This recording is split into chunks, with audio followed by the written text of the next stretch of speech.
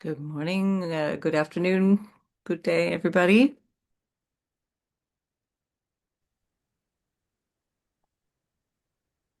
So it's going to be a small class today. I have several people who can't make it today, so I'm not sure how many more are joining. I'll just give it another minute and we'll see.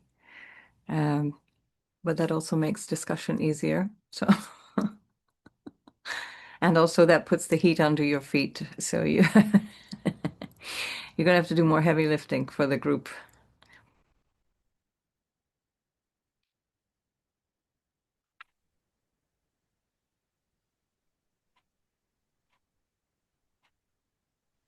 All right. So let's just begin with our invocation. And we can, if you're comfortable, close your eyes and otherwise just look down and begin by feeling the feet and become aware of whatever the feet are touching and sense the base of the body and feel the support below and become aware of the back and the back of the head and the crown of the head and the space between the eyes.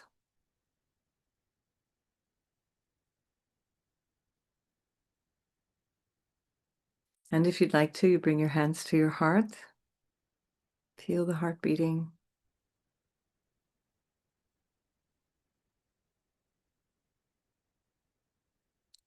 Om Shri Ganapataye Namaha. Om Shri Saraswataye Namaha. Om Shri Gurupyo Namaha.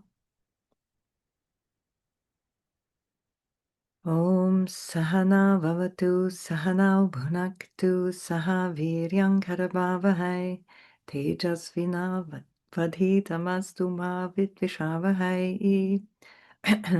Om Shanti Shanti Shanti.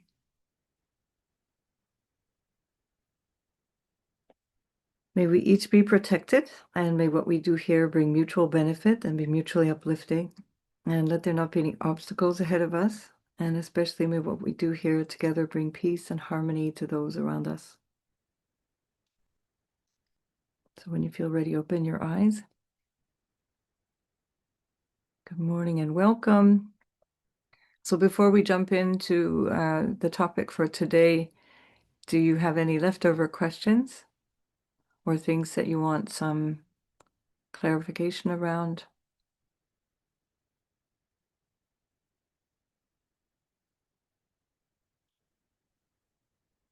All good? All right.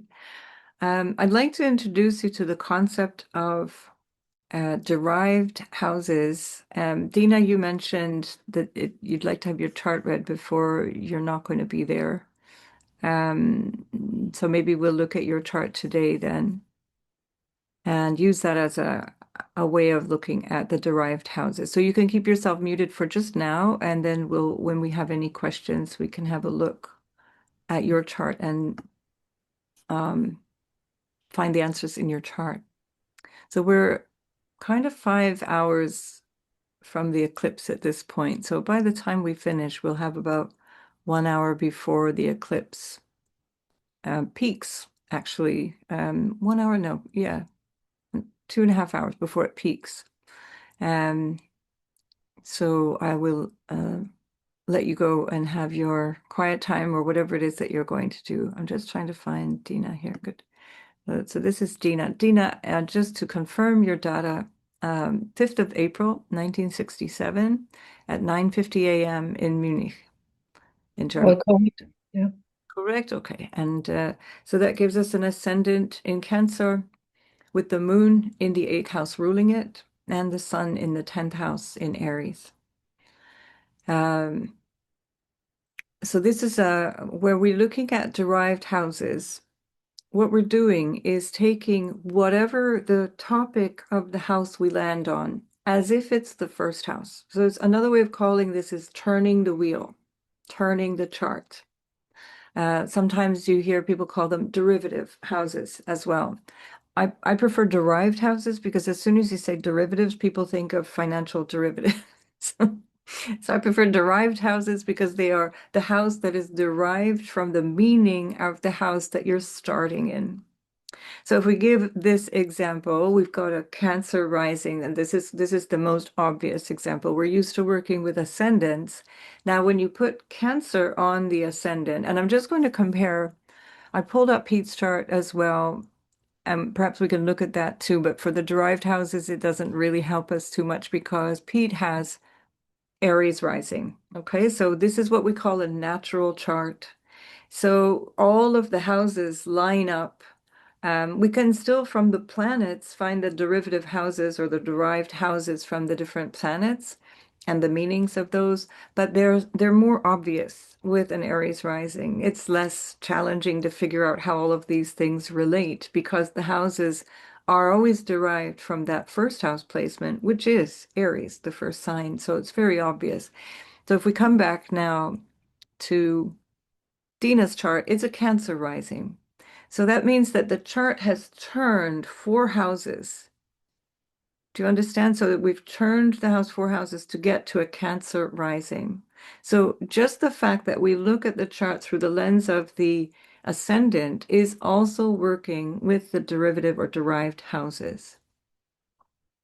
I want you to jump in if you are not clear what I'm saying. Okay, I'll leave it. If I don't hear from you, I'm going to assume that you're on board. And I know some of you already know these things. So if you have a question, just unmute yourself and jump in and ask the question. So why do we use derived houses? Well, for the same reason as when we're reading a chart from an ascendant in Cancer, we want to understand, well, how has this chart shifted four houses away? Now we have Libra instead of having Cancer on the fourth house. So now we have to start interpreting in layers. Now what we can also do, even though we've got this Cancer rising, let's take this Libra fourth house. And we're going to look at the topics of the fourth house. What are they? Their home and family and the childhood, the lineage, let's say, the people we come through, the experience of the quality of life around home and family connections in the home. The mother, of course, is the first thing that you think of in the fourth house, and also for the individual, their psychological and emotional foundation. Now, here what we're finding is the fourth house contains Mars. So that's almost like saying, okay, these qualities fit the energy of Mars. They have the energy of Mars and Mars in Libra. So now we're giving a quality to the context of the fourth house. But let's imagine we want to know what are the resources available to this mother, to this family, to this home, to the dynamic of the family. What resources can they use? And where would we find resources in the chart? What are the things that would support the fourth house? Second house, The second house, but in this case, eighth. so when we look at a chart from the ascendant, so first house, second house, the second house supports the first house. But now we're looking at the chart from a derived house. So Oh, we're not going to turn because we want Dina's chart to remain the same. We're going to have to use the imagination and to keep a mental calculation. And we're going to say the second from the fourth. fifth. Right, it's the fifth, right? So we always start with the house that we're looking at is house number one, and always, whenever we're looking, whether it's the ascendant, counting from the ascendant, or whether we're looking at the derived house. So I'm imagining house four is the first house of the topic that we're looking at. So the second house from the fourth, like Mars has just said, is the fifth. So those are the resources available to this mother, to this family, to the dynamic emotionally in the family. And now, what is the quality of the resources available to this mother, let's say? Let's just shorten it and we'll say mother or home, this family. What are the quality of those resources? Well, there could be loss there because the South Node is in Scorpio, Right. so ruled by that Mars, Ruled by that as Mars. well. Now, let's pause here, Pete, and we're going to count from the fifth house of resources. Where is the ruler of the fifth house in relationship to the fifth? If we do the derived houses, we go fifth house is one, Jupiter. two, hang on Yeah. just a minute. Oh, So, Fourth. sorry. um, so the fifth house, now we're looking at the fourth house resources, right? So that's still the topic. The fifth house is concerning us now because it's the resources for the fourth. But now from the fifth, we're going to look at the ruler of the fifth, which is this Mars, which is fourth from the ascendant. But we're going to have to start counting here. One, two, three, four, five, six, seven, eight, nine, 10, 11, 12. Of course, the easy way is just look backwards, but I'm just showing you for effect, right? So 12 houses from the fifth is the ruler.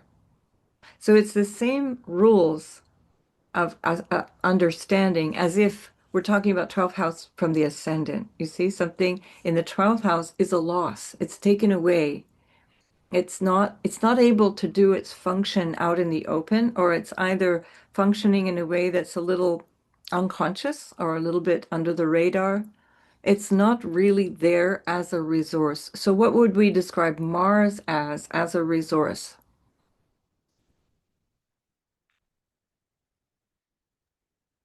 Unhappy. Sorry? Unhappy. He's unhappy in Libra. Yeah, we know he's That's unhappy, but correct. why would Mars be unhappy? So if we're describing Mars as a resource, forget all of let's Okay, not layer because the in the 12th manipulation. house, But if as we use Mars, let's imagine Mars is a tool, we can pick it up and use it. What do we do with Mars? What is the reason that we would use Mars? What does Mars represent? yeah, the It's ruler our of the soul. drive, our yeah. Yeah, carry on. I just throw out those words. The drive, Drive, our anger, the way anger, that we fight. the way we fight, Protection. protection, desire. Yeah. There's loads of other things that we can think of in this Mars Conflict. conflict, Impulsivity. Severing severing, energy. energy, yep, Masculinity. masculinity. Assertion is another word that we can use to describe that drive and all of those other things. So aggression, assertion, fighting, all of those words that you've just used. Now we say, okay, wait. So this fourth house contains this Mars, but the resources available to the fifth house are not really supporting because there's this nebulous Neptune that's there, a little bit sort of not clear about what its resources are, or the resources are more self-sacrificial. And the South Node is there, so we seem to not really have things, or they're based on things that are maybe coming through an unconscious programming. And then that Mars is 12th away as it's ruling that fifth house. And so we don't have that either. And so there's a lack of, we could say, courage or protection or self-assertion, aggression, because there's something that is affecting this fifth house resource. You see? So we haven't even looked at the fact that Venus is ruling this Mars yet. We could put this Mars could be in Pisces, for example. It could be fourth from the fifth house Aries. It would be the same, but we're looking at it as Mars so far. We haven't even looked at the fact that Venus is ruling this Mars. Okay, so you see how we can add information in the chart by using derived houses. I just want to pause and see if there's any clarifications needed. Are you getting the process here? So it is the derived house from the ascendant because Cancer is the ascendant, Cancer is the fourth house, and Oh, there is so wait. No, your ascendant is the first house of your chart. Yeah. So the whole chart is derived from your ascendant. Okay, so that means that the second house is the second to your ascendant. Nothing changes in that, in the way that we look at this chart. When we turn the chart and we're looking for the topic, we're trying to understand more information. So we can say, oh yeah, fourth house Mars, Venus ruled. Yeah, that's not really comfortable. So when I'm doing calculations and I'm saying, oof, this Mars is not working well, I'm thinking through derived houses. I'm not saying that. We haven't got to that point yet, but I'm always thinking of derived houses because I want to know wait a minute, the ruler of this house is 12 houses away. And this house, if we look at the perspective of the mother, the family, the childhood, the home, its resources are not really there. There's nothing really easy to draw on. There's difficulty around the fourth house. Do you see what I'm saying here? So it's not specifically at this moment in relationship to your ascendant, but it is your chart. We're not changing your chart. We're just changing the focus, and we're putting the focus on the 10th, on the fourth house. And we can turn the focus also to the 10th. And we say, oh, right, okay, so from the point of view of social obligation, social duty, the way that the 10th house topics show up, parenting, father figures, the aspect of social pressure, for example, ambition, drive. What do we see there? Oh, wow, that's Aries with the Sun and Eris and Saturn. So from that place, um, let's turn the chart and we'll say, how does this 10th house quality manifest itself in terms of relational dynamics to get to that career point, to get to that point of this is my ambition, this is what I want, this is how I want to get it. So we turn the chart. If we want to know about relationships, where do we want to look? What house do we want to look at? From the Seven. Seventh house, eighth house. seventh house. So we're looking specifically across the table from us, seventh house. So we go one, we're looking at the topic of the 10th. 1, 2, 3, 4, 5, 6, 7. Right. So now we have Mars across the table from us when we're talking about career issues and ambition and social pressures. And this Mars is still part of the dynamic of the ascendant in Cancer, but now we're looking at it as the part of the thing that adds to the dynamic of how do I get to the top? How do I get to my place out there? And who is the person that I'm dealing with? There's a competitiveness here, right? You see, the ruler is here in the seventh house. And that also challenges the qualities of this, what we're calling the first house topic of the 10th house, right? From the perspective of, so there's Mars opposing Saturn, Mars opposing Eris, Mars opposing the Sun in the topic of the 10th house. You see, of course, it is in the natal chart too, but we're looking at this as a new bit of information, a new layer of information. So it's not just Mars in the fourth opposing the 10th house, but we're looking at from the perspective outward, from the 10th house perspective, my status, my ambition, my goals, my career. How do I feel about that? Who am I dealing with in that regard? Here's who I'm dealing with. You see how this works? So when we look for these, so you can just unmute yourself, Donna, and jump in. So we're looking for these extra bits of information in the chart by turning the chart. So it's not going to change the initial reading where we can get tons of information already. This is extra information by turning the chart. Okay. So Donna, what was your question?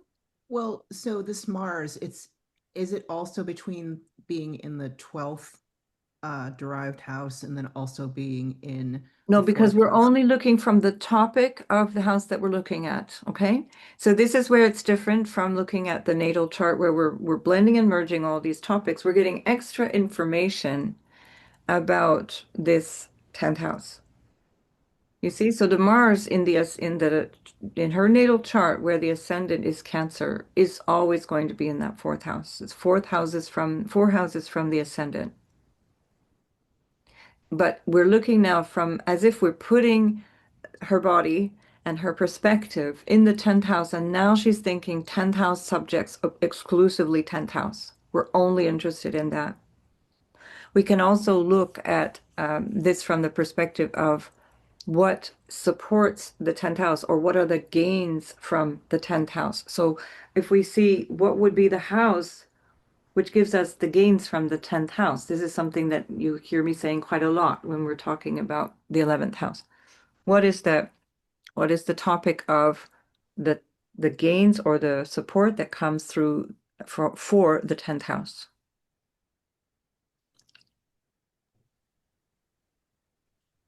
The 11th house. Yeah, because why? From the derived house perspective, from why? Well, it's the second house from 10. Right. So you see how the pattern works. We're only at the moment focusing on the 10th house. We want this 10th house topic to be our focus. Yeah. So the second house from the 10th becomes the 11th house in her chart, but we think of it, oh, right, these are the things supporting this. So actually, there's an enormous support for career here. You see? We've got this opponent that is going to fire us up because that's not cool for an Aries Sun, Saturn in Aries. We got to fight this. We're going to work on this. We're going to work with this opponent is not going to defeat us. We're going to do this thing. Um, and at the same but it's going to cause challenges. And at the same time, we've got tons of resources. We've got Venus in her own sign. And indeed, we can then start, if we again go through and layer and layer and layer, we say, well, wait a minute. So that Venus that's providing resource for career is the same Venus that's resourcing this Mars in the fourth house. But it's a different quality if you look from the ascendant. You see where we're going from? Now, imagine what is detracting from the 10th house. Or now, actually, here's an exception. We're looking only at the 10th house subject in this moment, but from the ascendant, the ninth house supports the 10th. Okay, so this is the one exception when you have, no, that's not true. When you have the ruler of the 10th house in the ninth house, it actually supports, unlike, for example, any other house, when you have the ruler of that house in the house behind, which becomes the 12th, it takes away from it. The ninth house is the one exception. Here we don't have the ruler, so I'm confusing the subject. But Yeah. let's imagine Mars was in the ninth house. That would not be as detrimental because you're using the nous and the understanding and the wisdom of the ninth house to add to the 10th house. It's moving into, it's that counseling capacity, the understanding capacity that feeds in. Now, in this case, it's not true because the Mars is in the 12th from a different house that it rules. But here we don't have a rulership. So all of these planets here, the points of what otherwise could be considered helpful if it were the ruler, become that 12th house influence. So part of that, the understanding of that is that the ambition, although there's a lot there, there's a drive for finance because it's second house. We want that. We're working towards that. It's a big thing that we're working towards. It also is where we get our sense of motivation and support coming through. Can be friends as well, get support from friends, networks, groups, and other types of things, maybe even directly from women, for example. Now, when we look from the other perspective, the ninth house becomes the 12th from the 10th. Right? Now, what is the challenge here? We'll just for the moment ignore Black Moon Lilith. We'll keep that for a natal, purely ascendant based natal reading. But here, let's imagine with Chiron and Mercury. What would be the challenge here, having Chiron Mercury in the 12th house from the 10th? Well, there's a wounded quality to communication, to the way they think. I mean, there you have an opposition to Pluto, which is always going to create a sense of unease. Yeah, but hang on a minute, because when we look Yeah. at derived houses, we're really looking at the house to house and first. So you have to suss out the Oh, house. without the aspects. Okay. Yeah, Yeah. because the aspects that gets like deep math. That's adding it's not wrong. It's just that it's deep math because what we're looking at is we're trying to strip back as opposed to reading the chart like we've done up until now. We're trying to strip back and take only the topic of the 10th as if we're obsessed with that. We don't care about any other aspect of the chart, only from that. So if we look at, for example, the third house, it's 1, 2, 3, 4, 5, 6 houses from the 10th. So yeah, we can say for sure that's a problem. That's not comfortable at all. But we're not going to, for the moment, ascribe that to this pattern. Okay. So that you'll include that, but at a later stage.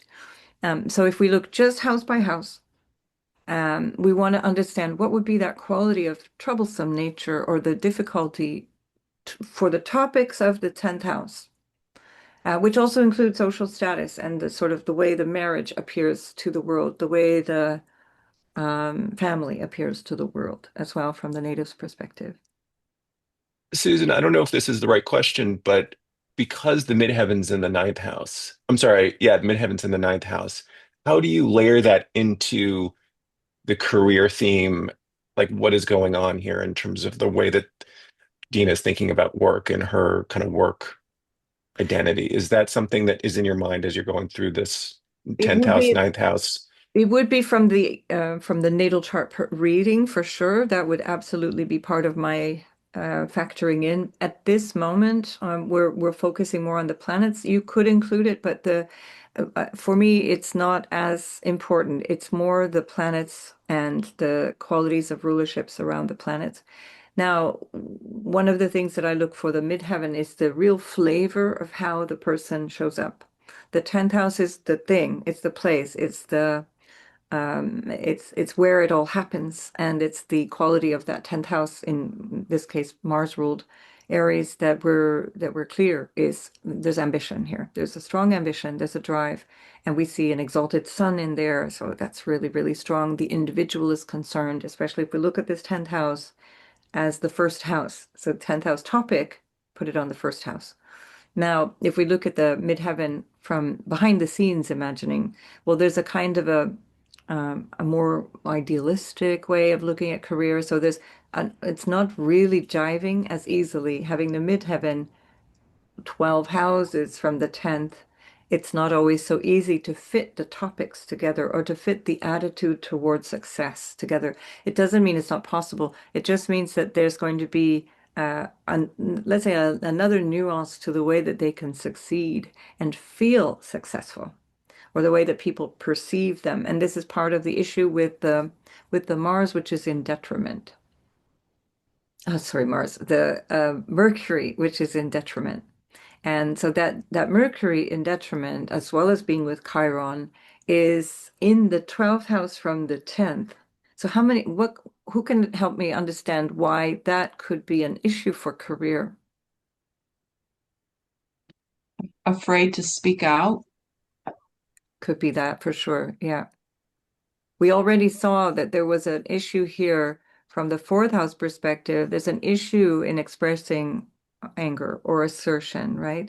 So you see how we can layer these things. So we know, oh, wait, yeah. So this is the Mars expression out in public, but we see also there's this kind of issue expressing anger or asserting oneself.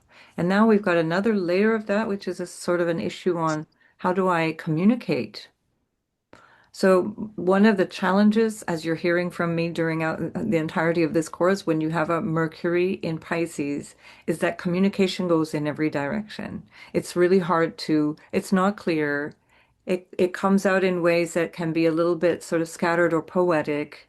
And then you circle back 10 minutes later to the original topic that you were actually trying to get to. And it's not like a Mercury in Capricorn.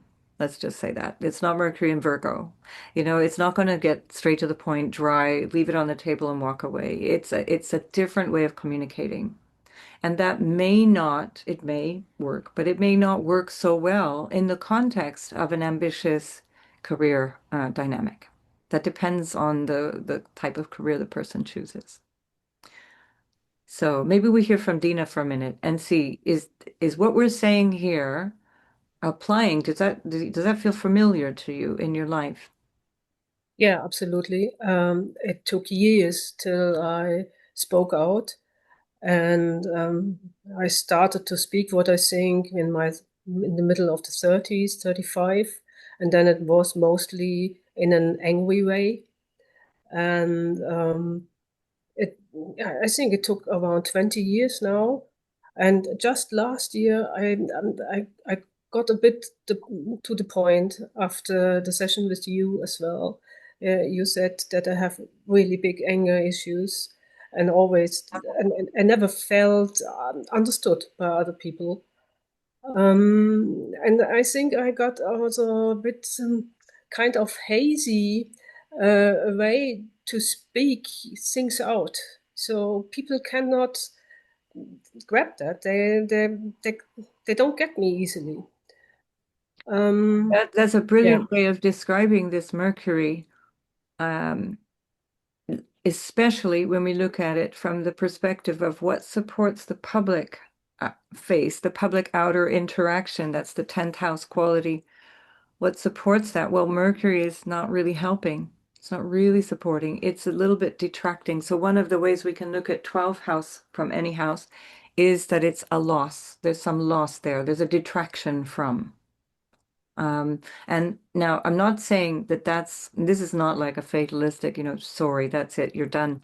No way can you ever. It's about understanding, oh, right, this is the buried problem. This is the issue that needs attention, that needs to be developed. And also, this also continues to describe the home that you were raised in and the family you were raised in and the parents you were with and their issues and their dynamic and the family programming, which is don't go there. Don't talk about these things.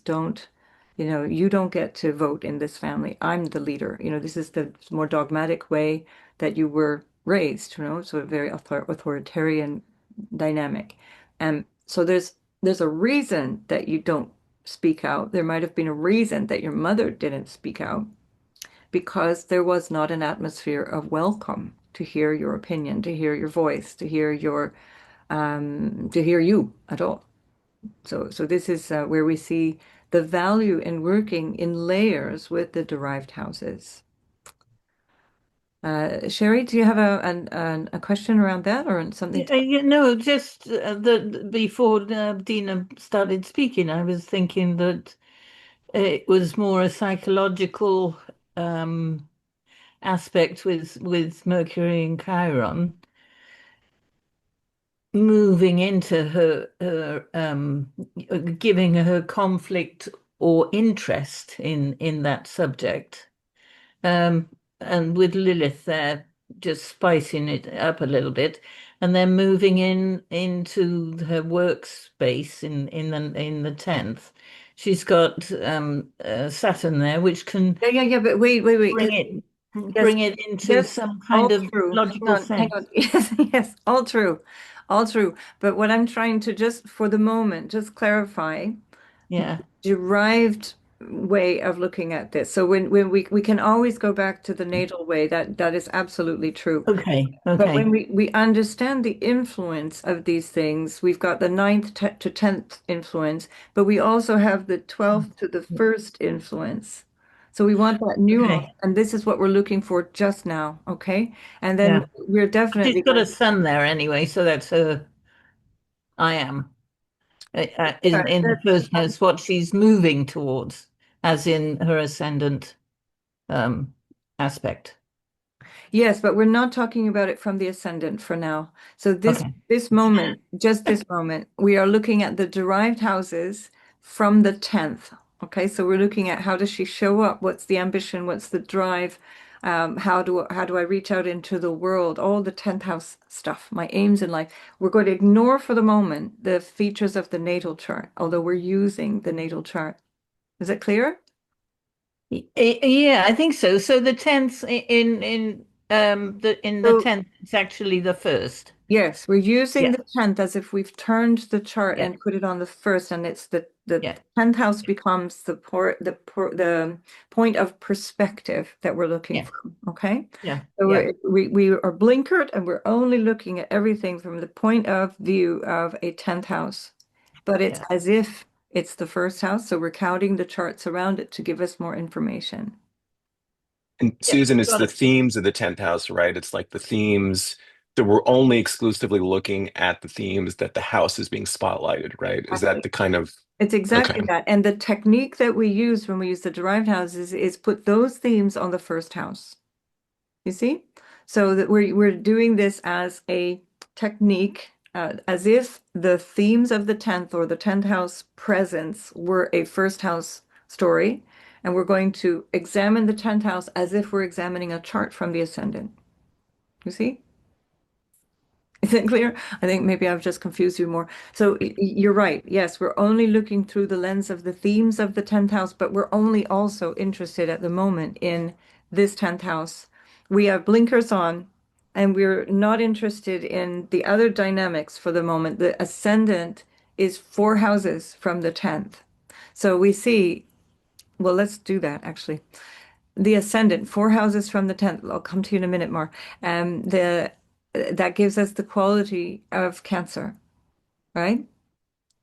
So what are the qualities of Cancer as a sign in general, just as a sign?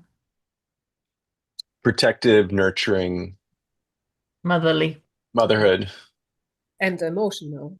emotional. Emotional, shy, shy. So how many different ways can we describe that this person is uncomfortable speaking up, showing up, being out there, putting herself forward, especially in conflict? So shy, Cancer is shy. And one of the reasons we know here, one of the reasons we know Cancer is shy is the 12th house from Cancer. What's in the 12th house from Cancer? Gemini. Gemini, Gemini. And what is Gemini known for? mind, And talking, Focusing. speaking, talking, communication. speaking, Yeah. glad handing, running out into community and saying, "Hi, how are you?" But it's 12th from Cancer. So do you see how these is this is what I'm putting in my beginner's course, how we understand the ascendants from the derived houses is because it's not just randomly that there's a thing called Cancer, it's that there's a consequence to the topics of each of the houses and the flavor that's in those topics. And now we're trying to understand the consequence of the topic of the 10th house and how all of those houses surrounding it are impacting it. Is it really clear? I want it to be crystal clear before we add any details. Is it good? Okay, super. Mar, you have a question. Yeah, so basically, I wanted to support from the right houses when Chiron is in the 12th house, so it would be self-sabotaging. And at the same time, if we go back to natal chart, we see also the fall of the ruler of the 12th house, which is also, it's a beautiful beauty of synchronicity.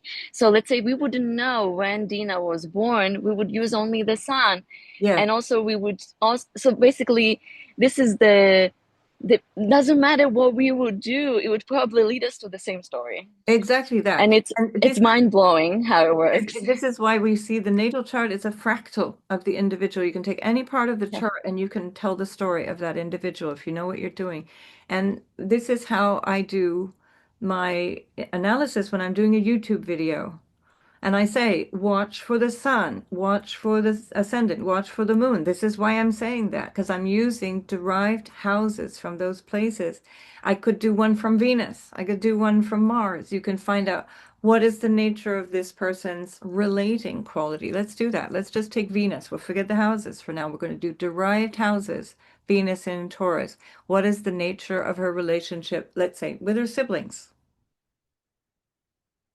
or cousins, extended family? Caring, nurturing, supportive. Did you experience um that, Dina? No Or siblings. no siblings? And no siblings. And but two female cousins. the ruler of that third is in 11th, so maybe friends. Yeah. The ruler of the My, third is my, my friends were yes, always my Vicky. family. Yes, good for you, Mar. Yeah, your friends become family. Well done, Mar. You just did it. Well done. Okay, I'll leave it to you now. I'm going to just sit here. So did everybody understand why we got to the 11th house for the moon? I just want to make sure that that's clear. Is everybody clear? So we start with the Venus No. as if Venus is first house. Okay, we're looking, for the moment, we're not looking at the 11th house topic. We're just looking at Venus. So we want to understand what's the nature of this Venus. We say, okay, well, she has 1, 2, 3 houses from her. She has this Jupiter. Actually, what that would represent also from my perspective is that there was enough around the home. There was enough abundance. There was enough. There was food on the table. There was enough to go around when she was growing up that the family had resources in terms of the early childhood. They were able to clothe the children and they were cared for. We could say it that way. Exalted Jupiter, yeah. Yeah, it's an exalted Jupiter. So the family's okay.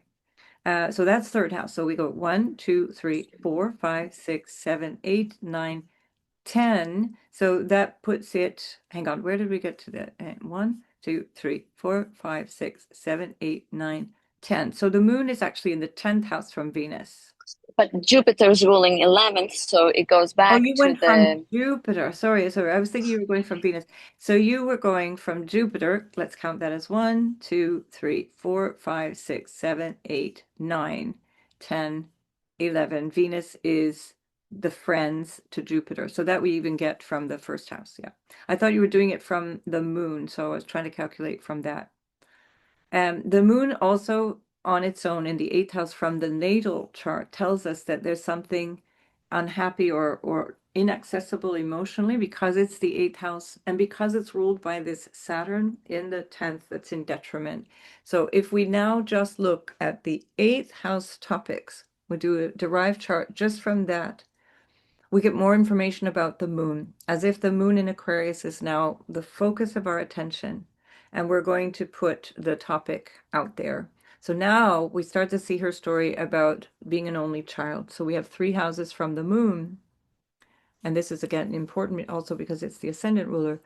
1, 2, 3. Well, wait a minute, it's Aries and Saturn is there in detriment. So that's why now we can understand there are no siblings.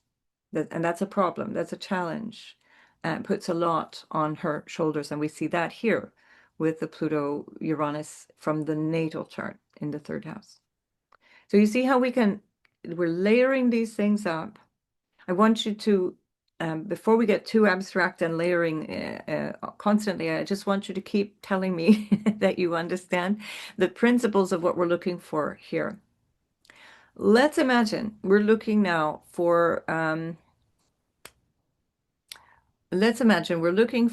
the children of Dina's spouse. They're marrying two different families, marrying and blending together. Now, imagine maybe Dina doesn't have a spouse, but we're just pretending with this chart.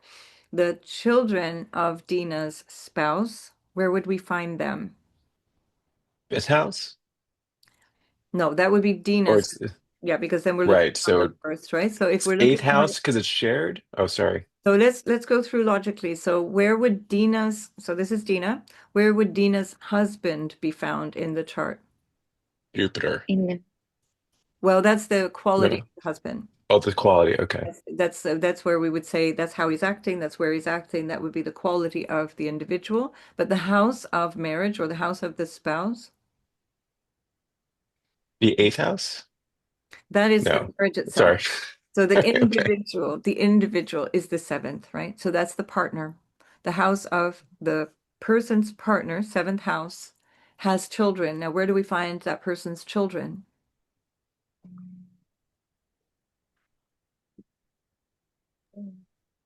The 11th? The 11th. There we go. So here we go. Yeah. 1 for the husband, 2, 3, 4, 5. That's the nature and issue around the husband's children. You see? In this particular reference. We're just making it up. It's not necessarily the case. Dina, have you been married? I have been married, but this was he was from Bangladesh, and I had to marry him. Otherwise he needed to leave the country, and that was not my idea from living a life. It was just a short marriage. We were separated 5 years later. My partner of 9 years just moved out last week. Wow. Yeah, my whole life is changing the That's last 2 weeks. that's It's your so eclipse mad. journey, isn't it? My God, and the Yeah, Saturn return as well. Wow, that's huge. Your life is changing really massive. immensely right now. That's amazing. Yeah, yeah, Okay, let's look at roller you. coaster. Let's look at Dina from the perspective of her first husband, because the seventh house is actually the first husband. So seventh house is the first husband. So we would say that's house one of the topic that we're looking at. So where is Dina and how does Dina come across to him? Um, um, uh, I can hear somebody, but I can't, it's muffled. As a home. So this is the house, we're looking at the seventh house, Yeah, which it's is the the fourth. spouse, the first marriage, the person that Dina married. That's the spouse. Now, from the spouse's perspective, where does he find his wife? Where is Dina in this picture? From the In spouse the The fourth. in the first. in the first house, because that's his seventh house. Do you see? Ah, gotcha. Okay. Yeah. I gotcha. So sometimes these things are so blindingly obvious that we're trying to Yeah. complicate it. But actually, it's really, really simple. Once you get the hang of it, you realize, oh, right, I've been doing that all along. But it's just that we're trying to understand the principle so you can expand the principle when you're looking for a more detailed answer to a question, right? So from the perspective of your first husband, you were a gold mine. You saved him. You were everything. This is a Jupiter exalted in Cancer. You provided him comfort and even literally a home. It's definitely true.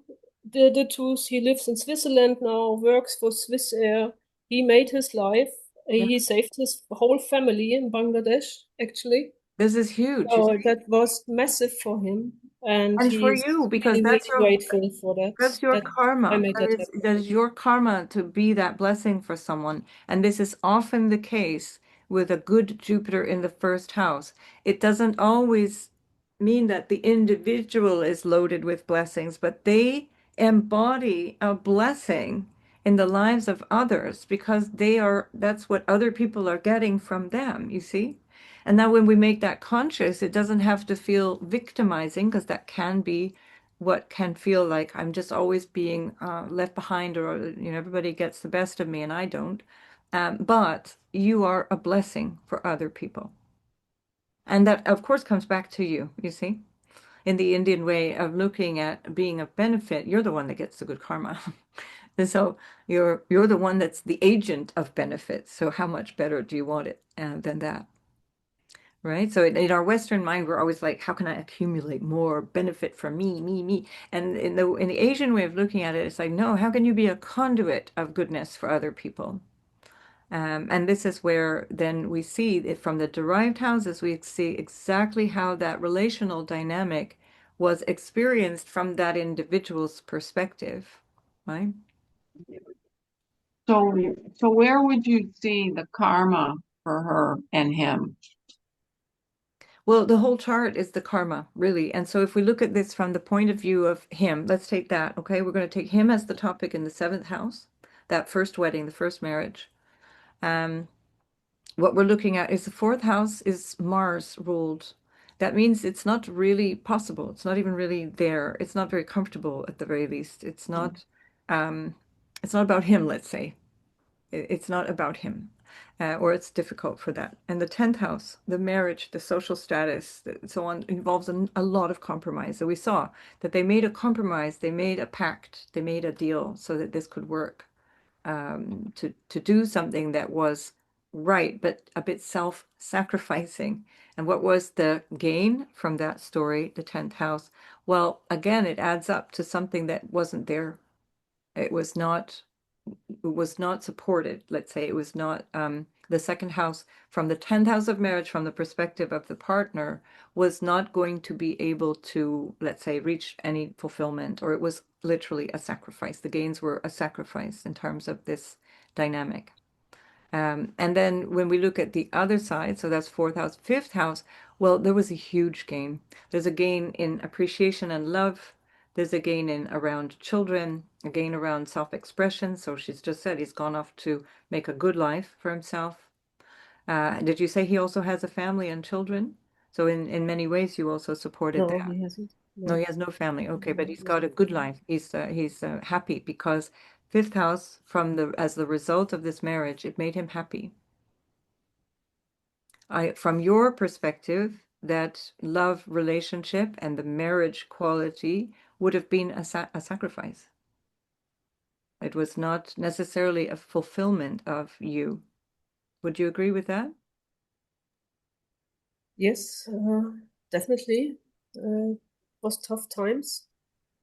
This was two completely different cultures living together in small flatland. Um, in the beginning, he hadn't had a good job, and he was very frustrated.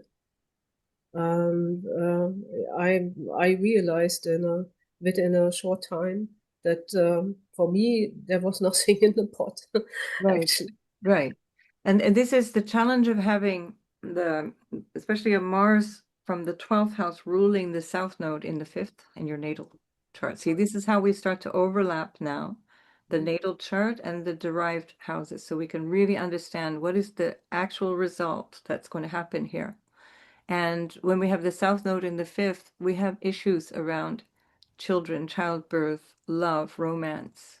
There's a lot of loss, and it's karmic because it's the nodal axis say this is the non-negotiable part. Saturn is also very much a non-negotiable part. It had to be this way. If you put your charts together, you might find that he has placements around the nodal axis, or he'll have placements around your Sun and Saturn, for example. And that's then how you understand how the two came together, what their story was together. But it's already built into the chart that the dynamic of romantic relationship is full of sacrifice. Now, as we go through life and as we go through different stages in life, we can find that things come through karmically that are not necessarily bad. What usually happens is the early stages of life, they are the things that happen because we're kind of stumbling through life unconsciously, and we're not really able to spot the dangers because it feels like such an urge. There's an urge to be loved. There's an urge to be seen. There's an urge to be living in abundance, living in love, which is the Venus quality that you embody, that you have. And again, that other people share with you and from the house of friends, getting that loving feedback back from women, especially. But the dynamic here in the 5th house with the South Node early on is super challenging, and that often requires a certain amount of karmic clearing, and especially when the ruler of that South Node in Scorpio is damaged itself. So it's almost like there's sacrifice is part of the story of love. Or sacrifice is part of the story of children or creativity or all those 5th house things. Mhm. Yeah. Yeah, that does not sound so good to me. Just No. now. Yeah, I understand. But what I'm saying is these are things that are part of the journey that we're on in this lifetime. And when we try to work against it, it makes more suffering because the expectation, which is part of the difficulty of this Rahu, means that we resist or we blame or we feel whatever's happening in our life is wrong. And when there's an understanding, oh wait, there's a different way of navigating this. I can actually be in this relationship with a different attitude. I'm not now looking for something from it, but my cup is full and I'm offering something of me within it. I'm not coming from a place of um, trying to fill a hole in me, but I'm full and I'm coming into relationship already full. And that's part of your Jupiter return, by the way, which is happening in especially November. November, December, you've got Jupiter pretty much on your natal Jupiter. And that's part of this journey of learning because you're combining that as we get, the 5th Jupiter cycle, we also get the 2nd Saturn return combining. And that's part of that story, the bigger story of the winter, basically.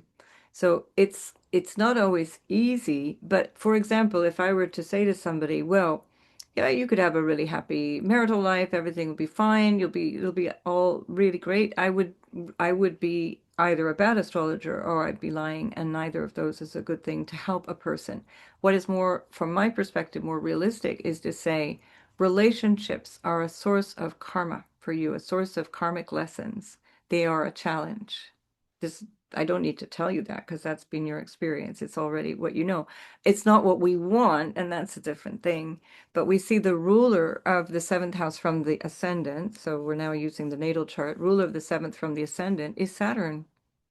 And where is Saturn? Saturn is very prominent. There's a lot of obligation and duty involved. There's a lot of um, sort of austerity around the notion of marriage.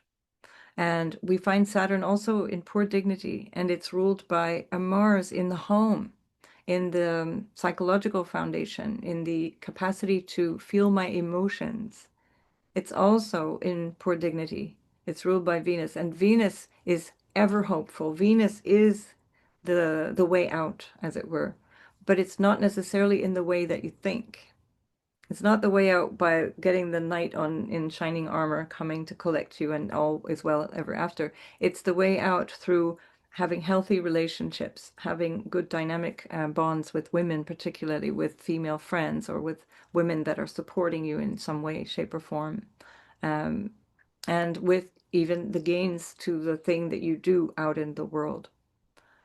So this is this is where when you're starting to work with people in a counseling session, in astrology session, you have to be able to take them to where they're already knowing their discomfort is, rather than blowing smoke up their ass and saying, "Don't worry, it'll all be fine. It's all fine." This is what people have got used to with a lot of YouTube videos, which is like, it's all great. It's going to be fantastic. You're all going to be enlightened by Tuesday. And it's all this crazy way of using astrology, which is actually very unhelpful.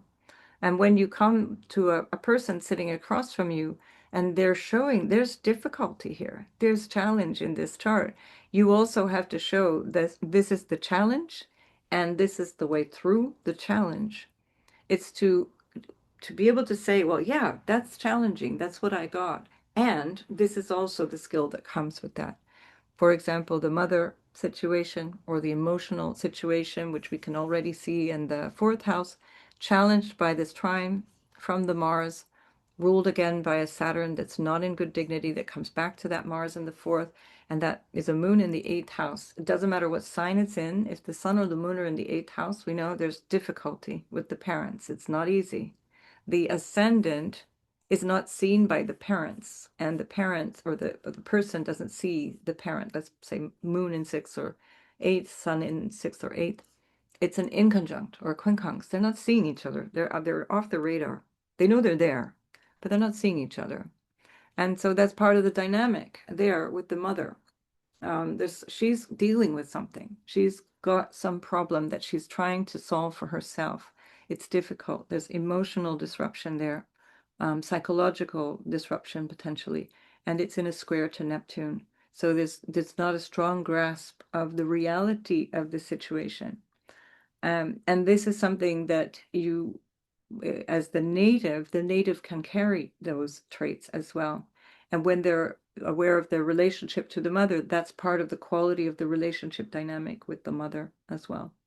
We even have a much wider but still relevant square from Moon to Venus, which makes it difficult to be in relationship. It doesn't flow. It's not so easy. So the quality of relationship is strained in lots and lots of ways, including by the communication aspect. Right? And this is also then when we add in on the natal level, the Pluto opposite, the Mercury, Uranus with Pluto in the third, communication is strained. It's not so easy.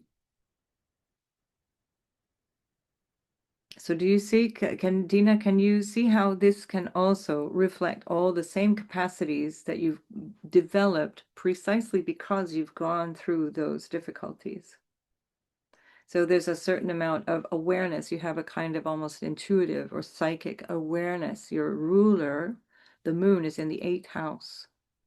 So even if it's just the moon in the eighth, we could say, well, that person is highly attuned to what's going on kind of behind the scenes, in the unspoken words. She knows what's going on, especially so when it's the ascendant ruler.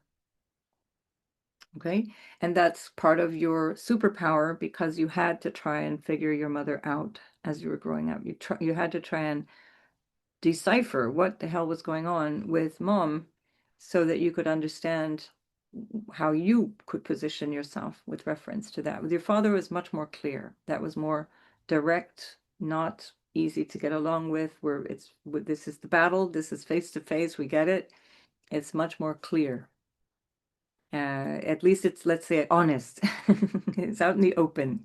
With the mother, it's more a little behind the scenes. We don't know. We don't feel comfortable together, but we're not quite sure why.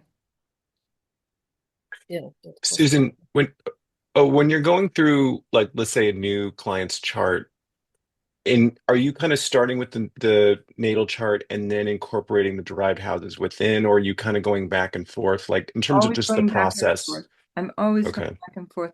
You'll hear it when you listen to the videos on YouTube. It's always back and forth. That's how I'm getting the information. I'll start with that, and then I'll think, oh wait, but there's the, and you're constantly having to go, where's the ruler? What's the nature of the ruler? Who's on either side? Who's opposite? Who's what? And looking at the topic of the house and saying, oh wait, that's what's going on here. So you'll get to the point where you want to always be looking at things this way, so that you get the extra bits of information. So let's take it from the moon, for example. From the perspective of the moon, we have the support house, the second house from the moon, full of intuitive Mercury and Chiron. I totally get what this person is trying to, like, I can psychically attune myself to what other people are thinking or feeling. It's a vibe. I get it. And this is, in addition to the fact that this is also an ascendant in Cancer that has that attunement built in, because Gemini is part of their unconscious way of living life, you see? So this attunement, this is where the extra sensitivity comes from. With Cancer, they're super aware, they're hyper aware of what's going on around them because Gemini's in the 12th. And from the moon, we have Mercury, Chiron, very sensitive, very creative, very attuned to things that are not sort of hard and fast facts, but experiential. And they're ruled by this Jupiter that's in the first house. So there again, we have this way of listening to people without having to even hear the words. There's a feeling nature. Do you have that, Dina? You Yeah, have, absolutely. I just read them, their body language, yeah. and I got the sensation when they do not tell what they really think. I Yes. I know that. Exactly. And where did you get that sensation from? The school of hard knocks, right? You got that sensation. That's a way of saying difficulties. You got that sensation from the ruler, moon, Saturn, not in good dignity. I'm not sure about these parents. Are they up to their job? Or I don't like these authority figures. I don't, they're pretty shitty at what they're doing. They're too dogmatic. They're too authoritarian. They're too oppressive. And then Mars is ruling that from the fourth. Wait a minute, these people are pretending to get along, but they're not. They're not saying what's true for them. They're lying to each other. They're lying to us, but everybody feels angry. You see? And that's in a trine to your moon, so it nourishes that. It's something that you are hypersensitive in a way that required you to be, because that was how you learned all of these skills that are also part of the problem. Do you see what I'm saying here? So there's nothing in the chart that stands alone as a problem. Nothing. Everything in the chart has an origin and a reason and is part of the way forward. Exactly the same thing, but we make it conscious. That's the difference. When these things are unconscious, they remain difficult. They remain in the realm of problem. But when they're conscious, it's like, oh, this is a skill. I can do something with this. This is working for me. See? I wanted to add that from the moon, the eighth house has Pluto and Uranus over there. So others, right? And if Pluto is in the eighth house of others, that even goes into depth, and it's a very And magnificent the eighth house story. is not just the other quality, but it's the intimate other, and it's the unconscious or psychological other or the emotional other, right? It's can I put my trust here? I don't know about that. I'm not so sure. And it's ruled by this Mercury, which would then be in the second house of this dynamic. And it's kind of like, I'm not so sure I can trust you. I am not quite sure even of my own value. So I'm not sure what value I can ascribe to this relationship either. So this is also where we see, if we take the moon as the first house, her emotional connection with all of the rulers that we've just seen, the emotions, as if the moon, marriage, intimacy, and so on, is the first house. The partner sitting across the table is this Leo figure, right? And where's Leo, the ruler of Leo? It's this exalted sun in Aries. And so there's a kind of almost like an unconscious expectation that this whole story is always about my partner. It's always about their needs. It's always about them. They're going to be somebody who will take advantage because the dynamic is actually unconsciously what I grew up with and what I'm seeking until I become aware of that and I don't sell myself short. Dina, you're laughing. What do you think? It is a big relief, and I can just thank you so much, Susan. This is so much my feeling. This is so much how he is going now after 9 years. Um, and yeah, it makes sense. Makes a great deal of sense. And yeah, I, I just hope that I can build up my emotional life in a new way. For sure you can, because you are understanding now consciously who you are. And this is part of your journey here. Rather than being food for everybody else, you then take that bit of Jupiter for yourself and you nourish yourself with that Jupiter. And you start to realize, oh, wait, there's a part of me that never dared show up. And yet, again and again, I was hoping the other would come and meet me halfway, but I wasn't showing up even halfway. So they took all of it. And so now you got to show up more than halfway. You have to show up in you and build yourself up. And in that, you start to use your intuition. And then those red flags flying all over the place that were from the first date, and you know it, from the first date you had those red flags because I know that this is a moon that knows what's going on, and yet you said, it's okay, I'm going to keep going. We're going to try and make this work. But you already saw those red flags. And now, from this point on, you respect those red flags and you say, I'm done with this. I'm not Jesus Christ. I do not sacrifice myself on the cross. I also deserve love and attention and affection.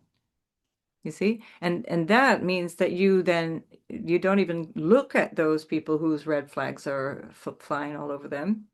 You won't waste your energy there because you've been there, done that. And this is what I was saying earlier. We have this expression in English, which is the school of hard knocks. It means you learn from the pain, right? You learn through the doing of it. And this is what you're here to learn. So you're right on time. You're absolutely bang on time. I would honestly say that there's no better time to lose a partner, let's say, to move out of a relationship, than when Jupiter is coming back home in your first house in exaltation. There's no better time because you have the North Node here as well, which is today on your Mercury. This is the theme, all about communication and that intuitive guidance that you've been ignoring because you had this wishful thinking saying, someday my prince will come. You've been watching way too many Disney films. And now what you want to do is trust yourself. And you come back to this same moon that caused trouble when you were little with your mom. And you come back to that same moon, you say, I see you. I see exactly who you are. And you're not who I want in my space, in my life. That becomes a really solid use of this Saturn. I know exactly who I am. And I am standing in community as a reference. I'm no longer being crushed or opposed by whatever, whether it's marriage or community or social expectations, parental expectations. I am the authority now. This is how the process of Saturn in the 10th moves, and especially Saturn in Aries. I become the authority that I was afraid of before. And you'll see that this is the year, this is the whole process of this year for you in a huge way, because on top of that, you've got coming soon in March, April, you've got your Saturn return. Is this easy? No, not at all. You've got, in fact, today Mars is coming up to, oh, it's already opposed your Sun, but at the second eclipse of the 21st, the one that you will be away from, you're going to have Mars return. And that is an important day for you, I know, because you wrote to me about it. And so that's when you decide on that day, at that eclipse, you're saying, this is my new goal. This is my new way of asserting myself. This is the Mars in Libra, which knows how to blend people who are in disharmony. I know how to help build bridges here because I've had to do that all my life, but I'm making that conscious. So I'm not pissed off about it. I'm not angry about it because I see this as actually my skill. And this is exactly where you need to be on the 21st, where the Mars is coming back for a new 2-year cycle that brings you a Mars return, new aims, new ambitions, new goals, a new way of asserting yourself, a new way of understanding the importance of diplomacy as opposed to sweeping anger under the rug, which has a personal consequence. What Thanks. else? Yeah. Yeah. You give me so much hope. Thank you so much. Yeah, this is the chart Yeah. is There's the door. I just have to watch exactly through. that. It's this is the door. You are coming up also on the Jupiter is really already has been in a trine to your Mercury. So this also builds that confidence in your intuition. You're about to have Mercury exactly conjoined with your North Node. Again, this is kind of like saying, boom, we're done here. Not going to speak like this or think like this any longer. I'm conscious of how I'm asserting myself through my voice or through my needs or through my intuitive guidance, which is the strong point of that Mercury. You see? So the way that I look at a chart, and it can sometimes feel uncomfortable, the way that I look at a chart is we need to understand what are the problems here? Like, what is this person dealing with? What have they been overcoming? What have they been having to grapple with? And it's only through understanding those problems that we can help them move through them and then activate that conscious awareness and then use those same things as a tool. Use that same skill that felt oppressive and realizing, no, I've actually developed that skill because of the oppression or because of the betrayal or because of whatever. You see? So this is why I do the chart this way. I understand that it's not the way for everybody, but I find it extremely um, effective and informative. Um, right. Any questions? Or Adina, do you want to know more? Is there something that you're not sure of in your chart? No, thank you so much. This was a really helpful conversation now for me, and you really showed me the door and what I have to focus on, and this means so much to me. And thank you all for participating here. I'm really grateful, really, really. That's marvelous. Thank Well, you. that's your North Node Mercury eclipse. That's it, and this is where it all turns a corner. That's the thing. It's the show's not over till it's over. This is the whole thing. So when certain times people come and they think they've lost, they missed all their chances. They missed the boat. They didn't get it in time. And it's the last breath is when this particular expression of our humanity is done. As long as you're breathing, you still have an opportunity to learn and activate all the things that are available to you and make changes. And that's also where the disruptive energy of the eclipse is so powerful and having that opportunity to say, well, woof, wait a minute, that was my one reality. This is actually how I could see it, or I must see it, or whatever the realization is. So thank you for participating also, because I know it's raw and it's difficult in a group as well, because we're exposing everything, warts and all, and it's wonderful to be able to do that with real-time feedback, because that also reinforces the chart analysis. So thank you too. Susan, can I ask lastly about Black Moon Lilith Mhm. being up there in the highest degree? And I'm just trying to understand the dogma part of it and how. So yeah, for me, my shorthand with Lilith is and this is just to as an aside, I always use true Lilith There's a mean Lilith as well, meaning not nasty. She is nasty, but not nasty, but mean, meaning average. Okay, so just like with the nodes, I use true nodes and I use true Lilith because there's a lot of movement because it's in relationship to the sun and moon dynamic. So it's constant movement. And so true Lilith is what we're using here. And so that's at 2919 of Pisces. And this is the critical degree. So when something has come to a critical degree, we know that there's I was going to say imbalance. It's not that it's unsettled. It's really unsettled. There's a sense that things are going to change, but when? And especially for me, the shorthand I use is Lilith is where we're pissed off. In this case, we say ninth house can represent God, our internal connection to wisdom and using that wisdom, our connection to fathers as well, or teachers, people who guide and counsel. There's a notion of our bond with God. And when that bond is broken, so Mercury rules the 12th house, which again is a loss house for the first house, where we find Jupiter ruling Mercury, there can be a wavering around faith. I'm not quite sure. Mercury is not very stable in Pisces, and this Lilith is ruled by this very comfortable Jupiter in the first house, but also wavering in an unstable way at the edge of the ninth to the 10th house and the last sign of the zodiac going into the first sign. So there's an unconscious anger, and that unconscious anger is still lingering. If we look at the 10th house as if it's the first house with the Aries theme, how do I show up in the world?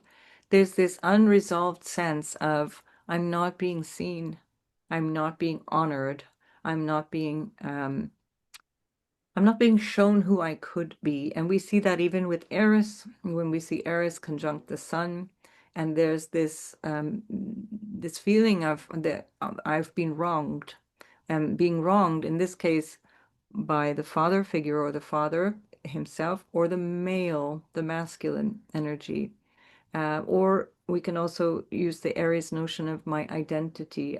I shouldn't be like I am. Things should be different. And that sense means that there's always this kind of self-punishing attitude that is actually holding the person back. So, that the unconscious message is there's something fundamentally I don't trust. I don't trust God. Did you have that moment where you kind of felt like you couldn't really trust God? I had a few drug issues, I would say. So I smoked a lot of weed in my life. And the fact is that my father's family pushed me away. So I was given to my mother by the divorce when my parents divorced. Okay. And because my mother was a no-no person, I was as well. And I loved my father to bits, and this was So going to the hell and back. so you felt like that's an injustice.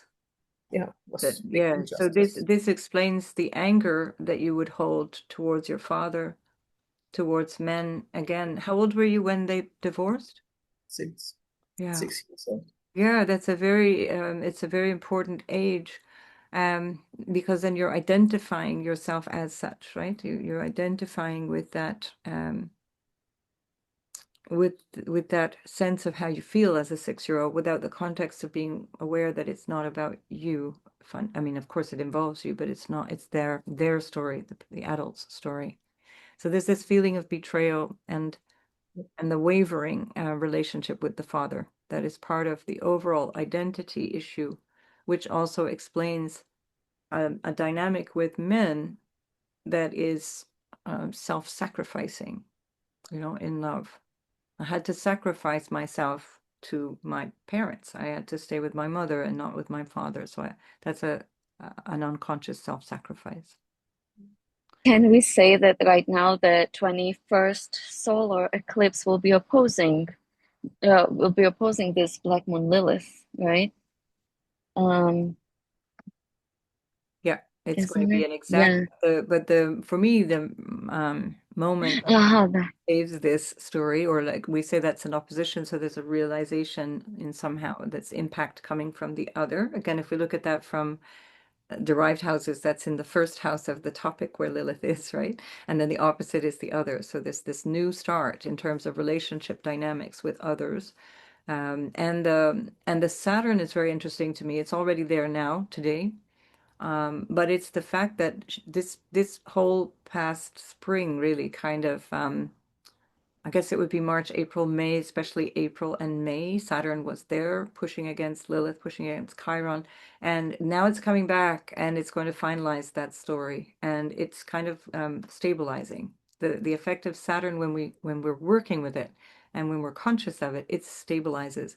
Because when it comes back to Chiron, it'll be 25 degrees. So it'll just be less than a degree away from Chiron, where it stations.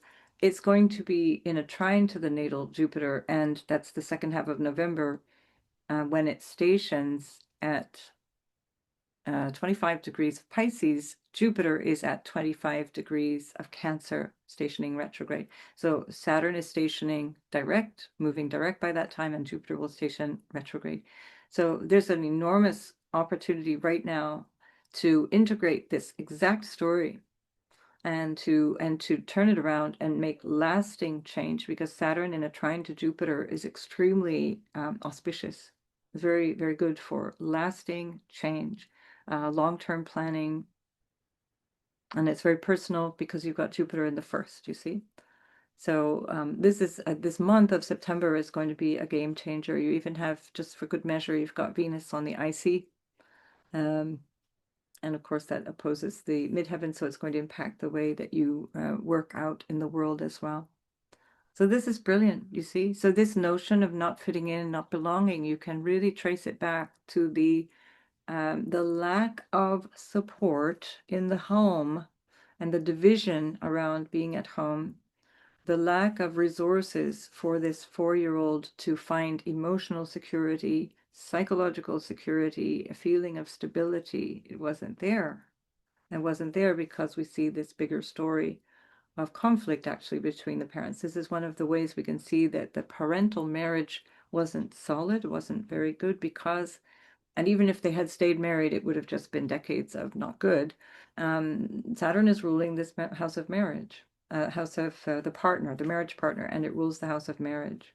And that's a Saturn that is challenged in two ways. It's very strong because it's in the 10th, but it's challenged by the Mars, which is taking away from the love in the 5th house, of the Mars in the 4th in Libra. It's retrograde as well. So there's a lot that's not spoken, not talked about, not dealt with. But it's palpable. It's there for the child who's got to experience it. So you see how when we blend the, the prima facie sort of ascendant sign chart, the natal chart, with the derived houses, we get a lot of information. If you look on one of the earlier videos that I posted, I started posting to YouTube in, I think it was like April or May or spring, let's say, of 2022. And somewhere in the autumn of that year, I'm thinking it was November, I did a chart based on a solar reading for Sam Bankman-Fried, because he was huge in the news. He had just crashed this whole Bitcoin network that cost people billions and ruined lives. It was a huge story back then. This month, so he has a 15-degree Pisces sun. We're going to hear about him this month, if not this week, because this eclipse is exactly on, the lunar eclipse is exactly on his sun. So I'd be interested what the news says about him. But it was based on his sun alone that I did the reading, and then later I did a second reading when I found out what his ascendant was. And his ascendant is in Taurus, and it just added, it filled in the gaps, but we could already see it based on a derived house reading. Okay, so so this is how powerful you don't need a birth time. If somebody comes to you and says, I really love a reading, but I don't know when I was born, if you have the skill to rectify a chart, that is a skill, it's a separate skill. I would say go ahead and do that. I don't tend to do that because it's a huge job. It takes hours to do it well. and you can still not be entirely sure of the time. So might help you get an ascendant, but not specifically the degree. So then simplify your life and do a solar reading. And then you can do two readings in one, then do a lunar reading, and you'll get a lot of information for the person. You'll understand their inner experience. So this is the difference, and this I should have said from the beginning. When we have the natal chart, what we're looking at is all of the houses from the perspective of how the person navigates life, how they go out in the world and navigate this, that, and the other thing. When you're looking at a derived chart, what you're looking is at their subjective experience of life. So it's how they internalize life. How does that feel to be the mother? How does that feel to be the marital partner in this dynamic?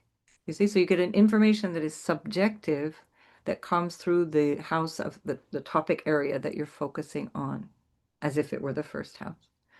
All right, so perhaps we'll take a break in a minute, but I want to absolutely be sure that you are clear what it means to use derived houses, um, how to work with them and get more information. Is there any lack of understanding? It's a principle that you need to keep working with and get more um, skillful with. You can find all the information you need from any point by just counting the houses and using the same meanings of the houses, even if it's overlapping in a different way with the original ascendant.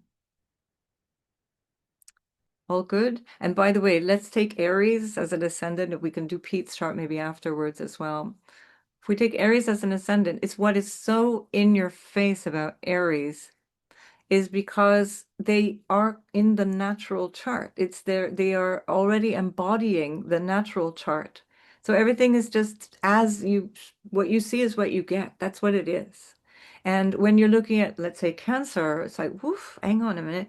Everything's not, I have to keep adjusting. So the first house is Cancer, but what does that mean about the third house? Oh, now we have a different meaning.